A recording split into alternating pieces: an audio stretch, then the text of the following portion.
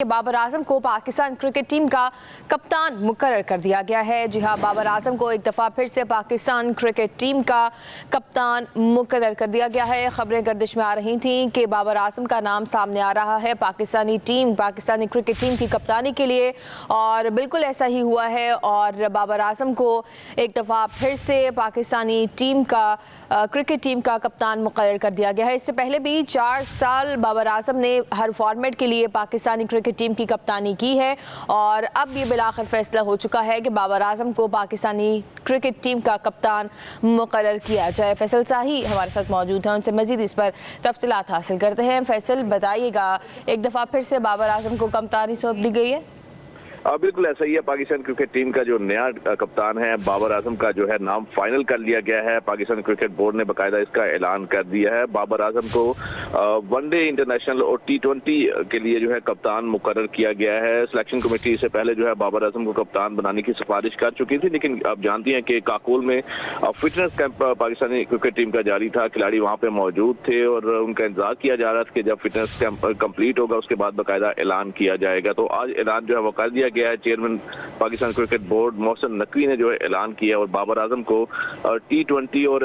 एक रोजा जो है मैचेस के लिए कप्तान मुकर्रर कर दिया गया है। इससे पहले आप जानती हैं कि क्योंकि वर्ल्ड कप में एक बुरी कारकर्दगी दिखाई गई थी, बहुत ज्यादा तनकीद का सामना करना पड़ा था बाबर आजम को, जिसके बाद बाबर आजम ने दिल बर्दाश्त होते हुए कप्तानी से जो है वो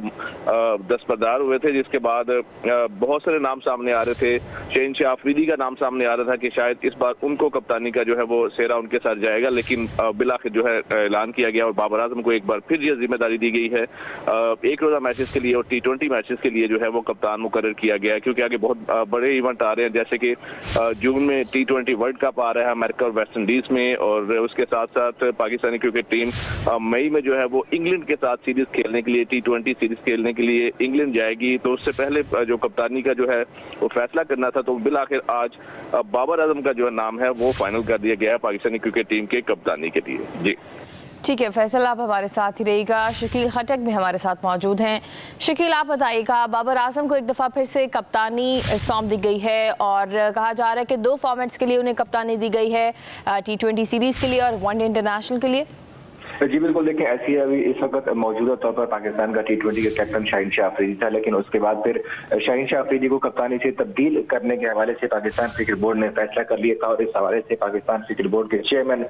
मोहसिन नकवी ने भी बारहा प्रेस कॉन्फ्रेंस में इस बात का जिक्र किया था कि कप्तानी के हवाले से बहुत जल्द ऐलान किया जाएगा। हालांकि उस वक्त शहनशाह अफरीदी कप्तान के तौर पर काम कर रहे थे, जबकि दूसरी जानब अगर हम ODI फॉर्मेट का जिक्र करें तो वहां पर इस वक्त पाकिस्तान का कोई कप्तान मौजूद नहीं था, क्योंकि माजी करीब में अभी पाकिस्तान की कोई ODI सीरीज शेड्यूल नहीं थी। और इसी वजह से जब ज़का अशरफ के दौर में कप्तानी का फैसला किया गया था तो उसमें शान मसूद को टेस्ट टीम का कप्तान बनाया गया था, जबकि शाहीन को T20 फॉर्मेट में कप्तानी की जिम्मेदारियां दी गई थी, जबकि ODI फॉर्मेट में किसी को भी कप्तानी की जिम्मेदारियां नहीं दी गई थी। जब से मोहसिन नकवी ने पाकिस्तान क्रिकेट बोर्ड का चार्ज संभाला है तब से लेकर आज तक उन्होंने जो नई सिलेक्शन कमेटी पहले बनाई, जब अपनी टीम उन्होंने पूरी कर ली तो फिर उन्होंने ये ऐलान किया था कि अब कप्तानी का फैसला सिलेक्शन कमेटी करेगी। उन्होंने 7 रुकनी सिलेक्शन कमेटी जब बनाई तो उसके बाद फिर सिलेक्शन कमेटी ने अपनी जो सिफारिशात थी और अपनी तजावीज़ चेयरमैन PCB मोहसिन नकवी को पेश की, जिसमें मुख्तलिफ उसमें आरा दी गई थी कि क्योंकि शहनशाह अफरीदी कप्तान थे और उसमें सिलेक्शन के अरकान भी कुछ हमें बचे हुए नजर आए, क्योंकि कुछ अरकान की राय थी कि शहनशाह अफरीदी को कप्तान बरकरार रखना चाहिए, जबकि कुछ अरकान ने कहा कि इस वक्त बाबर आजम को कप्तानी दी जानी चाहिए, क्योंकि ज़का अशरफ के दौर में जिस तरीके से बाबर आजम को कप्तानी से हटाया गया था, बाबर आजम के पास कोई ऑप्शन नहीं थी, जिसके बाद फिर बाबर आजम ने ये फैसला किया था कि वो कप्तानी से दस्तबरदार होने का उन्होंने फैसला किया था। ये भी बताइएगा कि खबरें ये भी गर्दिश में आ रही थी कि बाबर आजम की जानिब से इस बात की ख्वाहिश की गई है कि तीनों फॉर्मेट्स की कप्तानी जो है वो मुझे सौंपी जाए। जी बिल्कुल ऐसी है। गुज़िश्ता 2 दिनों से ये खबरें गर्दिश कर रही थी कि बाबर आजम ने तीनों फॉर्मेट में कप्तानी मांगी है पाकिस्तान क्रिकेट बोर्ड से, लेकिन इन खबरों में कोई सदाकत नहीं थी। और इस हवाले से बाबर आजम के वालिद ने भी सोशल मीडिया के ऊपर एक मायूस किस्म का एक पैगाम दिया था, जिसमें उन्होंने कुछ शराइत के हवाले से बात की थी कि जब मुल्क के लिए पाकिस्तान इज्जत जब मुल्क की इज्जत की बात आती है तो वहाँ पर जान भी हाजिर है और फिर जान से बढ़कर कुछ नहीं होता। ये बाबर आजम के वालिद का सोशल मीडिया के ऊपर एक मायूस बयान था, जबकि चंद रोज कबल बाबर आजम ने पाकिस्तान क्रिकेट बोर्ड के हेडक्वार्टर कज़ाफी स्टेडियम में चेयरमैन पीसीबी मोहसिन नकवी से भी मुलाकात की थी और इस मुलाकात में फिर बाबर आजम ने चेयरमैन को ये पैगाम दिया था कि वो सोच कर इस बात के ऊपर फिर फैसला करेंगे कप्तानी का। उसके बाद फिर बाबर आजम ने काकुल में जो फिटनेस कैंप जारी है पाकिस्तान क्रिकेट टीम के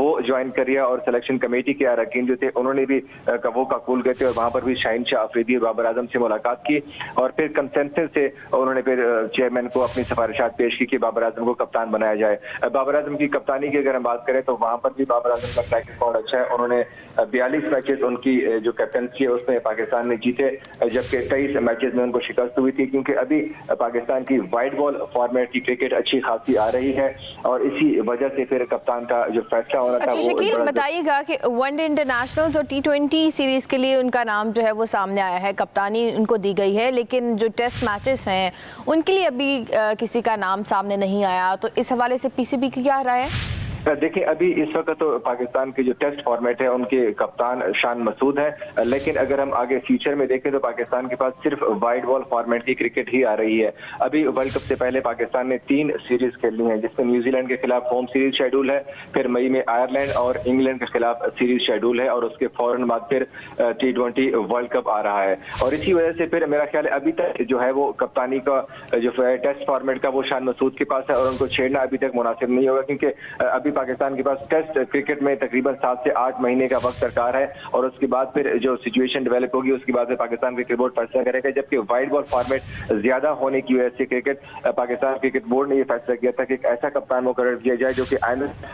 लॉन्ग टर्म के तौर पर उसको चलाया जाएगा। अब हमारे जराये के मुताबिक जब बाबर आजम को कप्तानी दिए जाने के हवाले से बातचीत हुई थी तो वहां पर यह फैसला भी हुआ था कि बाबर आजम को अब एक लंबे अरसे के लिए कप्तानी दी जाएगी, न कि सिर्फ एक सीरीज की बेसिस के ऊपर फिर बाबर आजम को हटाने की बातें शुरू की जाएंगी। जैसे शाहीन शाह अफरीदी को कप्तानी दी गई थी, उनको सिर्फ एक ही सीरीज में कप्तानी मिली है न्यूजीलैंड के खिलाफ, जो पाकिस्तान न्यूजीलैंड में सीरीज खेल गया था जिसमें पाकिस्तान को 4-1 से शिकस्त का सामना करना पड़ा था और उसके बाद फिर शाहीन शाह अफरीदी की कप्तानी के ऊपर सवालिया निशान उठना शुरू हो गए थे क्योंकि पाकिस्तान सुपर लीग में भी शाहीन शाह अफरीदी की बतौर कप्तान कोई परफॉर्मेंस खास नहीं रही थी, जबकि सिलेक्शन कमेटी के कुछ अरकान की जानिब से भी ये राय आई थी कि अगर शाहीन शाह अफरीदी का बतौर फास्ट बॉलर करियर लंबा करना है तो फिर शाहीन शाह अफरीदी से कप्तानी लेना इस वक्त मुनासिब फैसला होगा और उसी वजह से फिर अब शाहीन शाह अफरीदी से कप्तानी वापस ली गई है। हालांकि शाहीन शाह अफरीदी की जानिब से भी कुछ खबरें आई थी कि उन्होंने खुद से कप्तानी से दस्तबरदार होने का फैसला किया, लेकिन उनके